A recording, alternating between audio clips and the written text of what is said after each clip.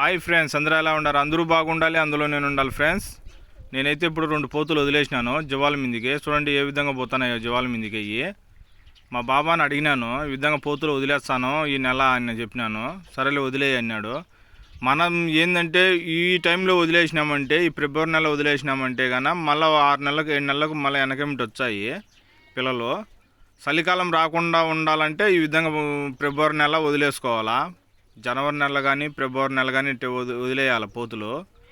చూడండి నేనైతే ఇప్పుడైతే వదిలేసినాను. చలికాలం పిల్లలు వచ్చినాయంటే చనిపోవడం కానీ, ఈ విధంగా పారి చనిపోవడం కానీ ఆ విధంగా ఉంటాయి. అందువల్ల ఈ టైంలో వదిలేసినామంటే కానీ ఎండల కాలం వచ్చాయి కాబట్టి పిల్లలు బాగా సేఫ్టీగా ఉంటుంది. అందుకే ఈ టైంలో వదిలేసినాము మేము పోతులు.